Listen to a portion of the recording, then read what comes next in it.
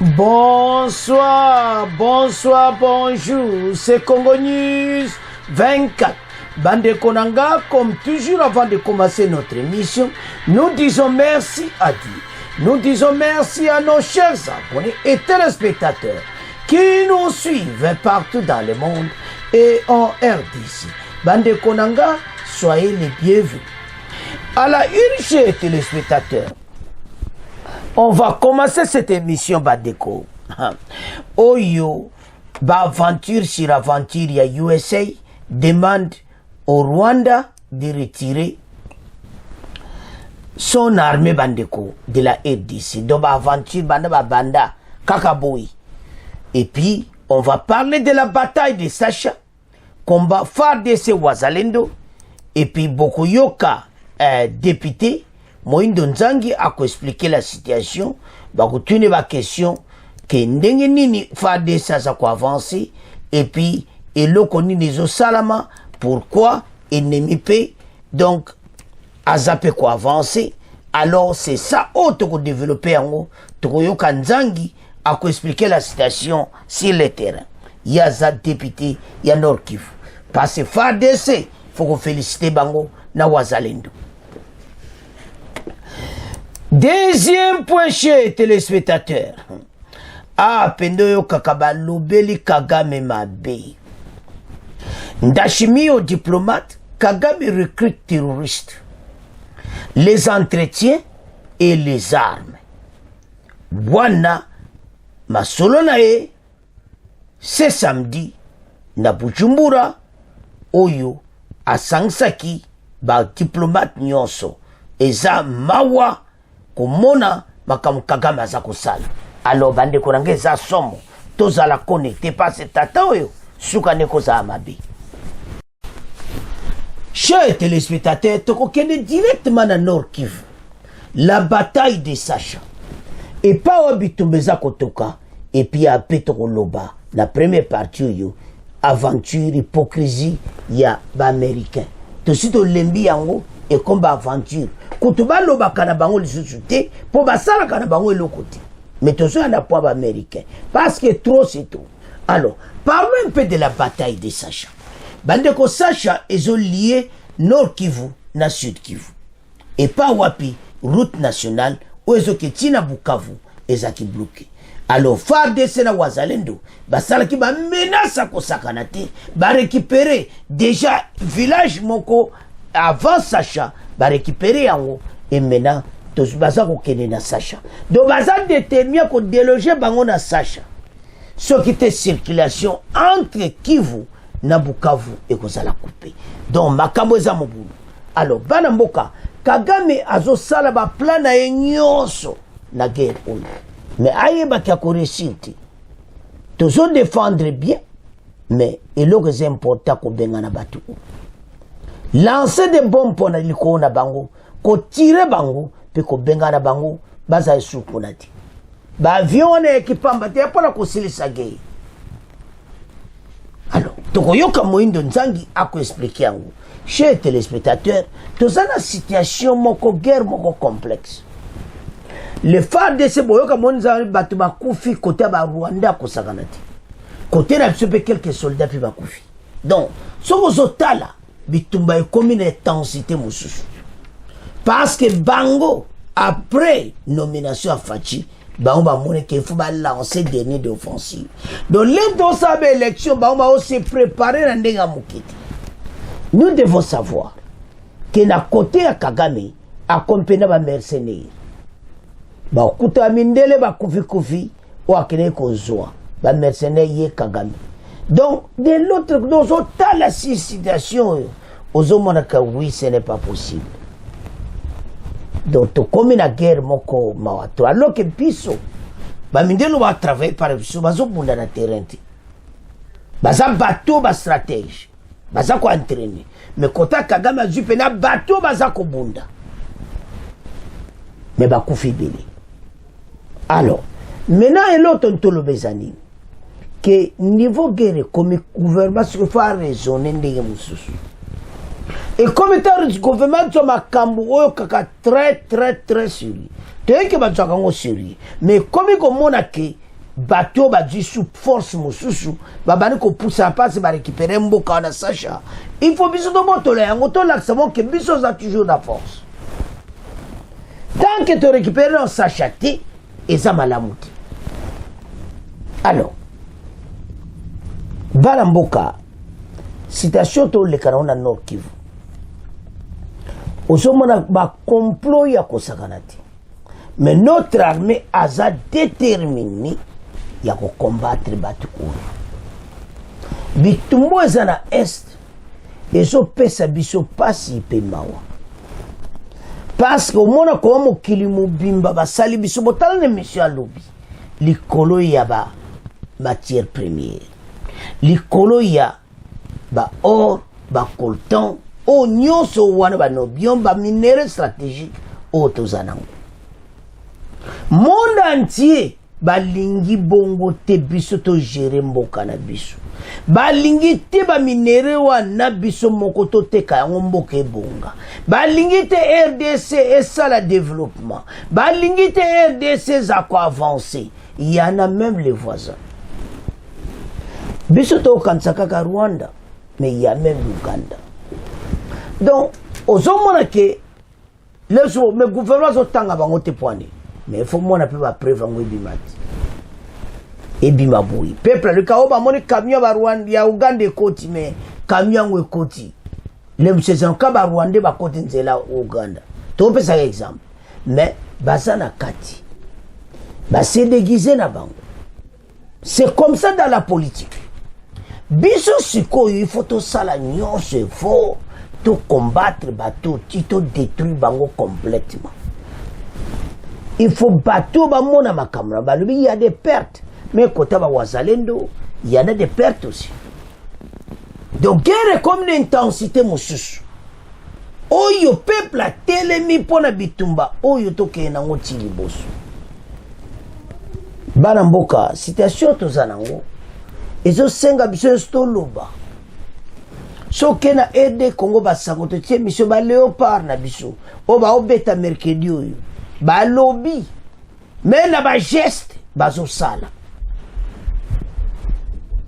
na match wana bokomona bakolakisa ke toza o ezo sama na S ekoluba matina Coupe d'Afrique des Nations mais soke na RD Congo après mission kene kutana bana mboka makambo za minene elo to senga na bine za patriotisme mais to tanga nan makambo nde bataille de sache za ko salama bon to yo ka moindo nzanga après to ya na ba américain o bazo sala biso ba aventure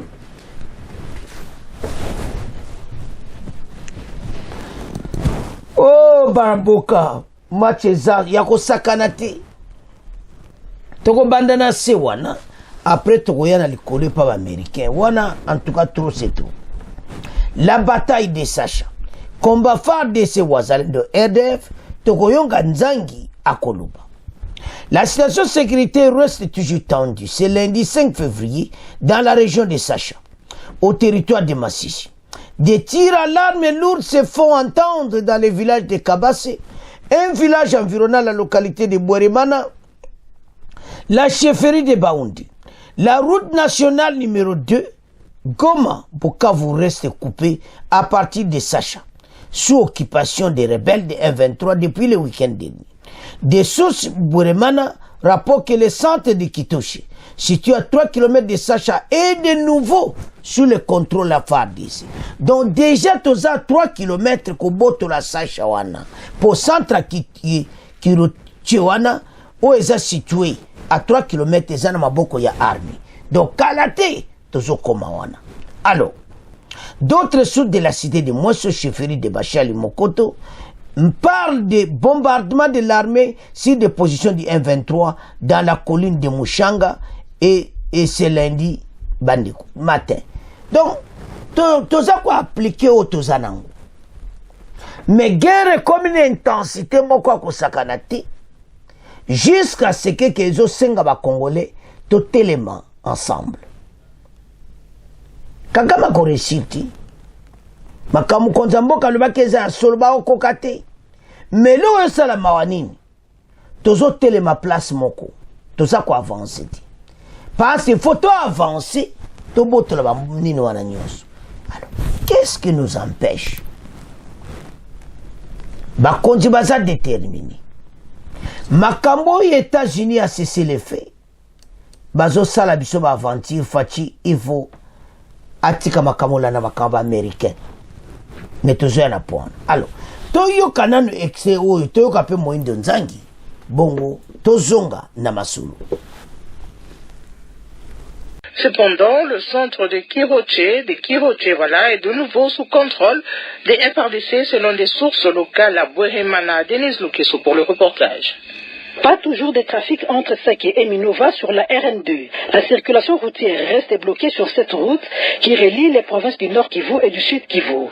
Les M23 qui occupent Chacha et les trois collines stratégiques, Kagano, Ngingwe et Muremure notamment, continuent de larguer des bombes à partir de ces positions surélevées, affirme un acteur de la société civile à Bweremana. Selon la même source, hier dimanche, l'ennemi a tenté en vain de traverser les ponts Ringa pour prendre Bweremana. Il aurait été contenu par les combattants Wazalendo. Ces derniers gardent le contrôle de Bweremana. Alors que l'agglomération de Kiroche, qui héberge un grand centre hospitalier, elle est passée de nouveau sous contrôle des FARDC dans la soirée d'hier dimanche, selon plusieurs sources. Entre-temps, le mouvement de déplacement des habitants de Bweremana s'est poursuivi ce lundi matin en direction de Minova au sud Kivu. Sur l'axe Mouesso, une panique généralisée gagne la population de Mouesso déjà traumatisée. C'est à la suite des bombardements effectués ce lundi matin en direction de l'ennemi par l'armée, confirment les sources sur place. Goma, Denise Lukeso, Radio Kapi. Merci Denise Lukeso pour ce reportage. Mouindo Nzangi, je rappelle que vous êtes ministre de l'enseignement supérieur et universitaire, élu du Nord Kivu et cadre de l'Union sacrée de la nation. Vive la situation sécuritaire au Nord Kivu reste tendue dans les territoires de Massissi et même Rutshuru. Le gouvernement a échoué sa mission de restaurer la paix dans cette partie du pays. Alors je ne répondrai pas à votre question, je vais seulement profiter de ce moment pour saluer tous ceux qui nous écoutent sur Radio Kapi, et je vais aussi profiter de ce moment pour présenter mes compassions à toute la population du Nord Kivu, des milliers de personnes qui sont en déplacement ce soir à partir de samedi et même à partir de 2 semaines à la suite de cette nouvelle vague d'attaques menée par le gouvernement rwandais dans cette partie du pays. Je vais donc aussi profiter de votre micro pour encourager les FARDC qui sont au combat, pour encourager aussi les VDP, les volontaires pour la patrie, que vous appelez les Wazalendo, qui sont des Congolais, des jeunes, des vieux qui n'acceptent pas de rester inactifs lorsque le pays est attaqué et qu'il faut un travail exceptionnel sur le terrain. Je voudrais vous dire que ça va faire maintenant 2 ans que notre pays est attaqué par le Rwanda, sous le couvert de cette fameuse rébellion des terroristes du M23. Nous faisons face, depuis la fin des élections, à des vagues d'attaques qui sont menées par des forces spéciales rwandaises sur plusieurs axes. Donc nous sommes sur le front sur l'axe de Bambou, puisqu'ils essayent de continuer à prendre Bambou, Nyanzale vers Kibirizi, vers Kanebayonga. Nous sommes sur le front sur l'axe Mweso, puisqu'ils veulent prendre Mweso Pinga pour aller vers Walikale. Nous sommes sur le front sur l'axe Rubaya, qui est un axe stratégique où ils tentent de s'accaparer des mines de Rubaya pour essayer de s'approvisionner. Nous sommes aussi sur le front, sur l'axe Minova, notamment à Chacha, où ils essaient de couper la route pour essayer de couper la dernière route et empêcher l'approvisionnement de la ville de Goma. Nous sommes aux aguets, même si les fronts ne sont pas très vifs, mais nous sommes aux aguets sur l'axe Kibumba-Goma, où des troupes rwandaises essayent de continuer pour voir s'ils peuvent affaiblir nos positions sur ce côté-là. Mais pendant ce temps, monsieur le ministre, que font les FARDC? Nous sommes aux aguets sur l'axe Kinyandoni, nous sommes aux aguets aussi sur l'axe Rwindi. C'est pour vous dire que nous sommes en guerre, et c'est une guerre qui nous est menée par un État. Il ne faut pas dire que c'est une rébellion, c'est un État qui envoie ses troupes parmi ses troupes d'élite. Et jusque-là, sur terrain, les FARDC et les volontaires pour la patrie, les Wazalendo, essaient de se défendre. ils se défendent et ils se défendent très bien. Je peux vous dire par exemple que... Mais s'ils se défendaient très bien, les localités ne seraient pas en train de tomber entre les mains de ces M23. Ça fait des semaines qu'ils ont tenté de prendre Roubaïa, ils n'ont pas réussi. Ça fait des semaines qu'ils ont tenté de déborder pour prendre Saké, ils n'ont pas réussi. Ça fait des semaines qu'ils essaient de prendre Katirou, ils n'ont pas réussi. C'est vrai qu'il y a aussi des endroits qui sont en train de tomber. Donc je voudrais dire qu'il ne faut pas seulement considérer que là on est à l'hécatombe par la prise de Sacha qui ouvre effectivement une brèche vers le sud Kivu, mais nous sommes en guerre et c'est une guerre très intense, c'est une guerre où il y a des pertes en hommes du côté du M23 comme du côté des VDP et du côté des FARDC, et la population nous demande de faire plus. Et bien évidemment, moi comme notable de la province du Nord Kivu et élu de la ville de Goma et réélu encore une fois, je ne peux pas ne pas souligner qu'à certains points de vue, il y a des faiblesses qui nous empêchent de pouvoir contenir cette progression des rebelles. Il y a des faiblesses internes au sein des forces armées ou même de la coordination des opérations sur le terrain, et le chef de l'État est en œuvre pour essayer de corriger toutes ces faiblesses et nous permettre de contenir cette vague d'attaque et pourquoi pas de chasser les ennemis. Vous l'avez souligné vous-même, ça fait 2 ans que la RDC est en guerre. Le chef de l'État a pris des mesures, presque tous les membres du gouvernement répètent la même chose. On a pris des mesures pour contenir cette guerre, mais ça fait 2 ans qu'elle dure.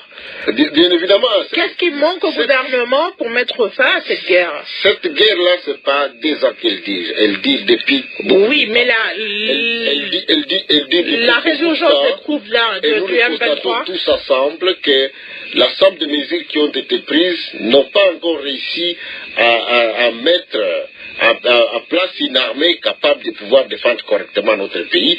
Mais aujourd'hui, vous devez remarquer une nette différence. Je suis sûr que si c'était hier, aujourd'hui, les M23 ne seraient pas à ce niveau-là. Nous faisons face à une guerre à très haute intensité, je vais vous le dire, puisque vous n'en parlez pas assez. Il y a des morts du côté rwandais, comme il y en a de notre côté, on l'accepte. Les moyens que nous utilisons aujourd'hui, nous ne les avons jamais utilisés. Nous utilisons des drones, vous avez suivi que nous faisons des bombardements ciblés pour tuer des commandants, essayer de déstabiliser leurs bases, mais nous avons affaire à un État, et on le constate aujourd'hui, on ne peut pas se voiler la face, que jusque-là, on n'a pas encore réussi à contenir cette agression de l'armée, mais l'armée rwandaise, appuyée aussi par d'autres États. Il n'y a pas que l'armée rwandaise, puisque sur le terrain, il y a des morts et des blessés, même des mercenaires blancs du côté du M23, ce qui nous fait effectivement dire que nous faisons face à une guerre de très haute intensité pour laquelle, en tant que nation, nous devons être soudés pour aider notre armée à pouvoir les résoudre. Alors, la RDC appelle à certains États ou même à certaines organisations pour l'aider à mettre fin à cette aventure de M23. Aujourd'hui, la SADC est entrée en danse. Quelle est exactement sa mission sur le terrain? Moi, je ne suis pas le ministre de la Défense ni le ministre de la Coopération pour parler des questions liées à cela. Je vais vous donner mon point de vue. Mon point de vue, c'est que c'est les Congolais, sont les Congolais eux-mêmes qui doivent être mis à capacité pour résoudre ces problèmes-là.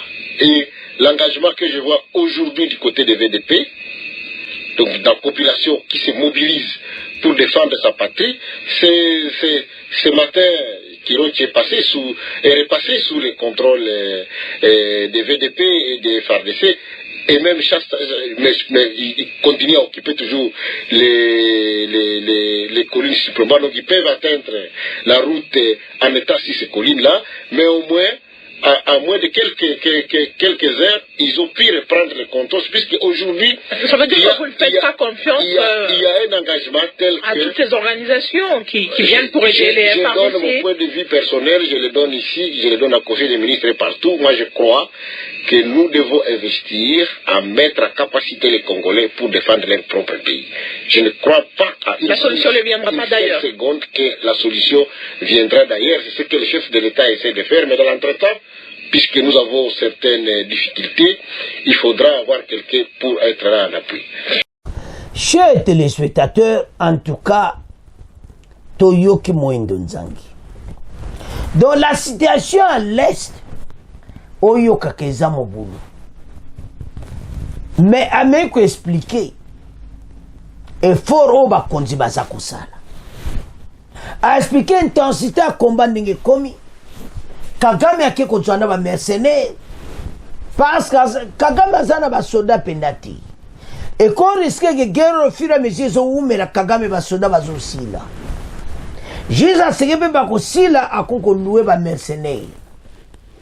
Et puis des mercenaires blancs. Nana pesi bangoui. Alors, ce koto to tala biloko. Boso mona teke complot comme na ndenge ya mabe. Ba mindelo nyonso ba koti complot oyo. Ba kodi côté à Rwanda. Do bitumba nezo bomana, il y a des gens derrière Rwanda. Donc on nyonso ba américain ba osala les aventure. Parce que ces blancs là baza bandani bango ba yebite ke mindele baza côté ba Rwanda baza kobunda. Bato balingi mboka na biso moko to diriger mboko ti. Bato balingi te mona mboko sommet de l'état. Bato balingi ba Rwanda bazala na gouvernement na mboka o ba diriger ka mboka o. To sito lembi. Ya bazo benga congolais bazoba. Bande ke belo apesi ba commenter. Comment binome bato opposition? Bozo sala ba programme na bozo tia pe bato ya Kagame na kati na bananga. Que bosala bosa ba congolais to fungola misu. Parce que bato nyoso ba ke kota Kagame baza radier complètement na EDC. Et belé ba kozonga bibembe parce que biso tozo renforcer. Ba konzi ba osala fo fatia zo travailler makasi na armée. La main dans la main. Azo corriger des erreurs. Yemo ko azo landa makambo de près tozo yebsabino. Ndenge bolani Moindo Nzangi.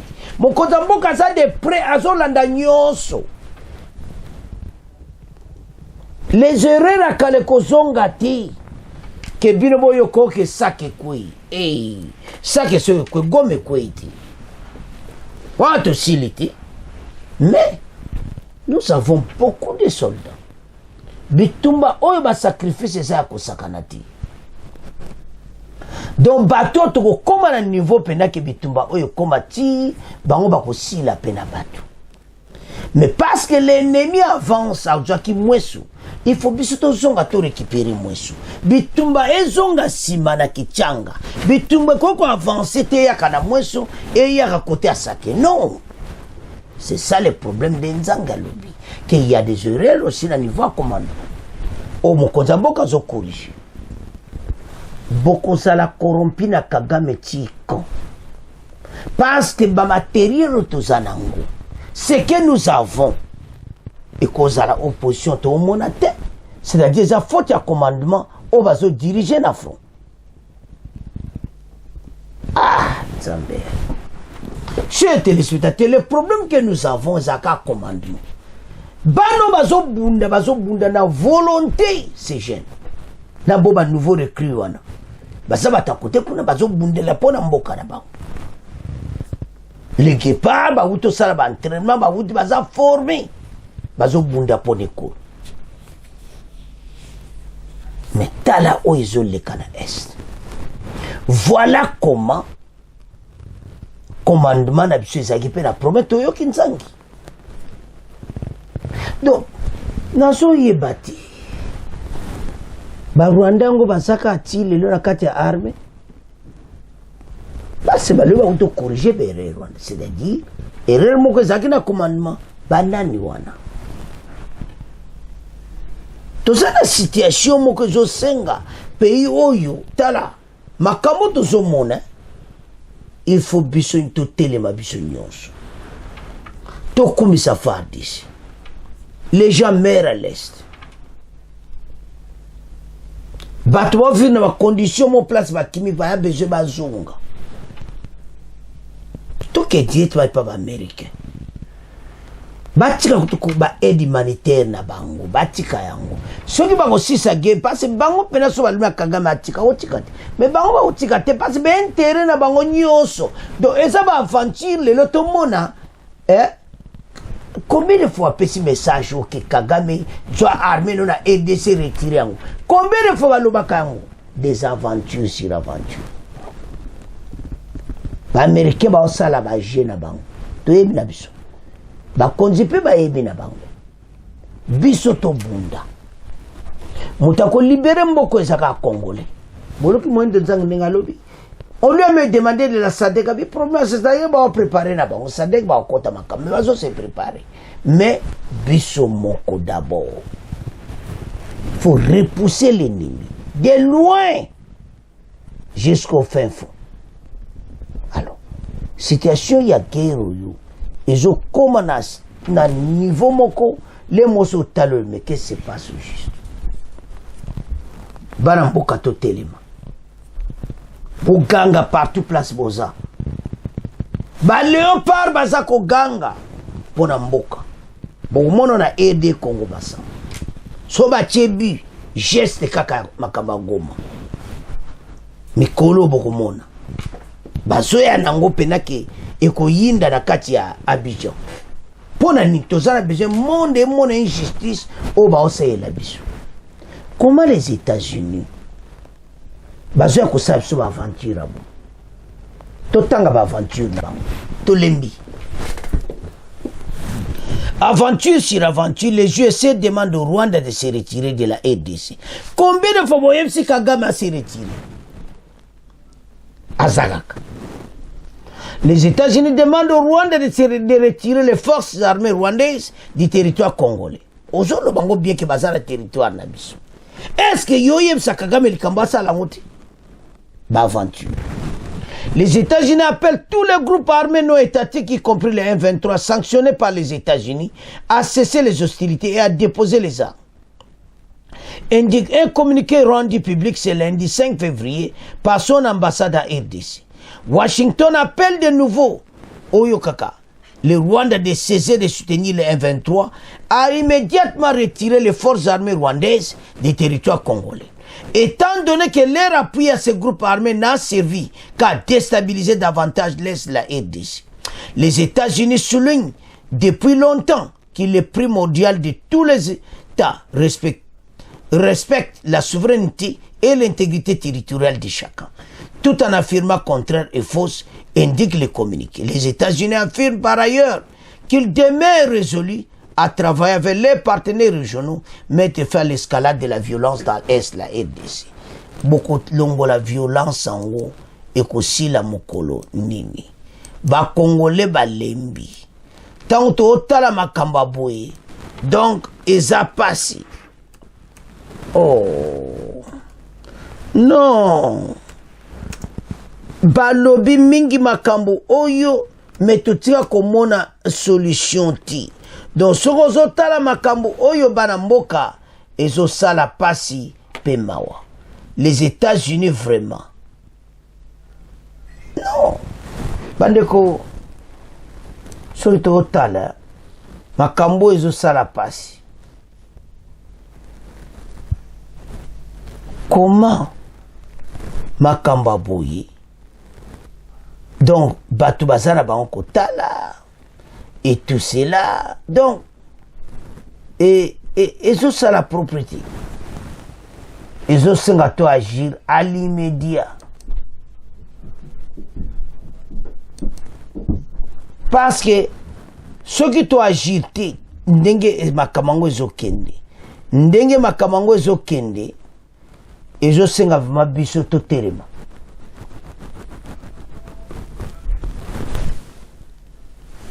Parce que mboka tisikoy bazako salo dirait semblant que bako sala quelque chose mais ceux qui otala et le komote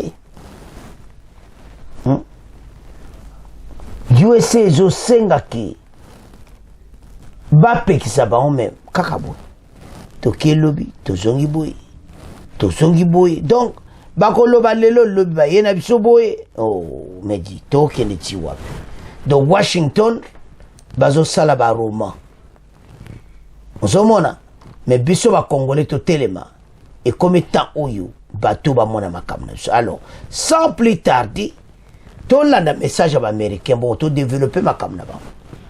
Autre nouvelle en plus bref, les États-Unis d'Amérique appellent tous les groupes armés non étatiques, y compris les rebelles du M23, à déposer leurs armes. Dans un communiqué rendu public ce lundi à Kinshasa par son ambassade, Washington appelle de nouveau le Rwanda à cesser de soutenir les rebelles du M23 et à retirer ses soldats du territoire congolais, étant donné que leur appui, l'appui de l'armée rwandaise aux rebelles du M23, a déstabilisé l'est de la RDC. Les États-Unis d'Amérique note également la nécessité pour tous les États de respecter la souveraineté et l'intégrité territoriale de chacun. Toute affirmation contraire et fausse, indique le même communiqué. Les États-Unis d'Amérique confirment par ailleurs qu'ils demeurent résolus à travailler avec leurs partenaires régionaux pour mettre fin à l'escalade de la violence dans l'est de la République démocratique du Congo. Chers téléspectateurs, nous avons suivi. Tolandi wana message yango ezaka ka ba aventure. Il y a combien de fois ils ont dit ça? Nzambe nanga mokulu ma mère. Bamindelo bazo sala ba aventure à l'est présent Fati doit décision. Mokonza mboka telema na position moko makasi attaquer batu oyo. Si s'agit ko baksa ba arme bamindelo bazo kosa.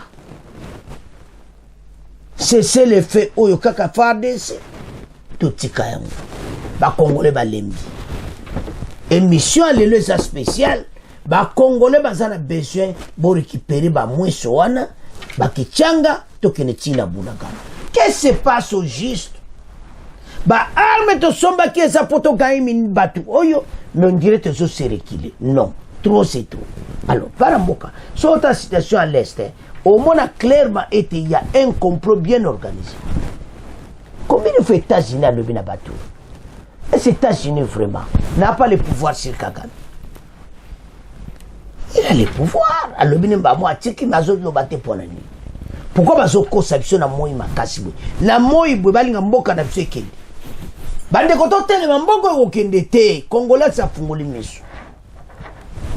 Par tous les moyens to ko gagner match. Il y a un temps où Senga va Congolais te fungola miso. La situation à l'est est comme dans le niveau mosusu. Bonani Moïndo Nzangi, il a tout dit. Il faut partager. On dit que Belena nous s'abonner à l'émission Oyo. Et puis soit il va nous partager. Là, ah tout ça capona mboka. Tout ça comme ça mutute awa. Et ça quand faire de ça récupérer son mboka bo pia. Tu peux battre bazo kanso voilà non tala. Notre pays, Fatia Koleka, présent Moussa Koleka, c'est notre pays. Botika kozala ki diba, to bundana entre biso, pour na ba poste, oboye ba parti politique et tout ça. Parce que ba aventure ezo sala mboka na biso. Eza ma trop. Je donne un exemple, Kamere. Kamere ba uto bengane aux États-Unis. Pour ne pas PCR na ye ba Congolais USA mokakoso ba bengani Kamere aux États-Unis ba panzi conférence de presse na ye so tate kena Twitter Kamere conférence de presse aux États-Unis kena ex compte ex au monde ba panzi ba MC Kamere osa nini bango wana bateau yo ozo ka fatia zo bunde en interne et à l'externe. Ba bengani na bande ko na biso na USA. C'est comme ça le patriotisme muta ko sakana mboka na biso lisusuki. Partout même à l'extérieur du pays, tout le monde parle de son pays. Bateau nyonso o ba sa mubula mboka na biso. Ba ko vivre. Fatina deuxième mandat n'a pas de décision pas ok non. Pauti Kaboita, il a tout dit déjà na campagne à Nobaki. Ma kamoto umona oyo Assemblée nationale ici là. Donc, il y a qui assemblée ici, allez, mbaramo les deux chambres à congrès bitumba na Rwanda, c'est tout. Ce qui est aux là, parce que Kagame nanu pena mo lisa c'est quoi pena na kati ya Kigali ti. Ce qui bon mais lo mo quoi na kati ya Kigali bou. Akomona. Osomona. Donc c'est comme ça. Bazo ko boma batu na biso. Ce sont les mêmes na kati na mon pe ba. Tant ba lo ke batu yo ba M23 ba congolais pesa nga kanda. Ce sont des Rwandais. Ils s'en foutent des Congolais. Ils sont là que pour les Tutsis et c'est tout. Bazana a besoin de bisouti. Bazana a besoin d'éliminer côté wana. On va jouer yango. Mais bako jouati. Toko bundati na suka. Pe bako vivre yango. Mawezake. Babiloko izo salama na S. Baminduki bamindele ba opesa bango. Et ça, on s'en a. Alors, et comme tantôt agir pour notre pays, to bunda, to gagne bitumba. So to gagne monguna ona S pays vanikimia. Dozo sala pasi pe mawa. Mais to ebete ba konzi bazana contrôler la situation. Mais l'autre au conseil ba konzi. Balanda les sous des États-Unis ont makamna mo bazolo ba beta ngo kara e kotiawa e bimiawa bino bo avancer bo beta ba bato biloko bo bengana bango so bo sale ngote ba aventure continue kaka combien de fois le makambo lelo le bike obo bima lelo mais combien de fois bo sakana bisuka la moi makasi bozo kosa biso na moi bo porani ba konzi bo telema bolanda ba conseil occidentaux ils sont là pour les intérêts Kagame zo memela ba or ba coltan tout ça premier produit exportateur à coltan ya nango alors bana mboka tango ekoki e komita auto motika ngona bino bo commenter to komo kende na deuxième point. Chers téléspectateurs, to komina point na biso oya mibali bande koto féliciter président burundais azo travailler azo sala Kagame makambo. Kagame a commis un problème ya kusakananti. Qu'est-ce qui s'était passé au Burundi? Il avait réuni le corps diplomatique netolobaka message na corps ne fatia sala kiapi. Bandeko a réuni ba diplomate européen et ba diplomate américain ba nani donc tout le monde ba payer belé. Alobina bango boy. Azaki direct. Kagame azo recruté ba terroriste. Azako entraîné bango, azo pesa bango ba arme. Parce ba mindele wana ba yebi. Azo lobela bango mena mokili ezako yoka. Ya tout ça aide c'est là situation toujours vivre. Au Burundi pas azane na biloko te loko mote kuna Kagame ke luka. Kagame kune ka be influence. Kune loni ya kuiba. Kune loka ya pouvoir zolinga présent muso kuna do et par coup d'état lo monte ya luka kuna. Et pas na besoin de pas masolo ça. Présent Burundi azobimisa tous les secrets. Ndeni Kagame aza, ndeni Kagame azo travailler, na ndeni ne azako sala ba makambo azako sala. Donc aliwana a recruté kaba terroriste. Azako entraîner bango, azo no ba defa ba diplomate. Et ça qui kuinda ti. C'est samedi 3 février. Donc Kagame penda do mission yaki rouge place aza. Abi mais angana samboi. Il a tout détaillé ndeni asala kana ndeni asala ke pana biso. Sud Kivu wana nyonso. Oh ba makanika. Oh ba wana bato Kagame kaka. Tous ces terroristes batondi pana biso. Batu na ye. Et ce qui se passe pour le moment est grave. La conquête ya une partie ya pays. Yango wana président Ndashimi ya Burundi alobeli Kagame devant ba diplomate. Et ça lié soni, la communauté internationale est au courant des aventures ya président rwandais. Il y a trop des aventures maintenant ebimi na poisson. Azo regretté qu'est-ce qu'on fait mais essayer ebimi au salani. Totanga. Chers téléspectateurs, eza mawa oyo président ya Rwanda aza kosala na ba pays ebele.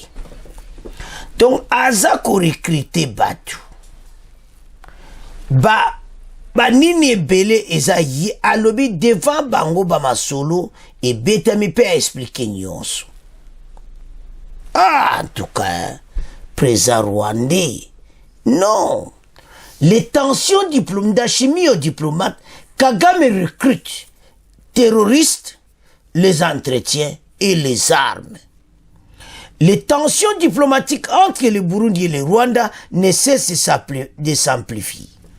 En ce début de l'année 2024, à l'occasion de la cérémonie d'échange de vœux avec le corps diplomatique et consulaire, accrédité au Burundi ce samedi 3 février, Ndashimi, président du Burundi, s'est montré une fois plus très critique à l'endroit du régime de Paul Kagame. M. Ndashimi accuse Kigali de soutenir le mouvement rebelle Red Tabara qui a endeuillé le Burundi en décembre dernier, le jour de Noël. Selon lui, le Rwanda recrute les terroristes dans les camps de réfugiés de Mahama, les entraîne, les entretient et les arme.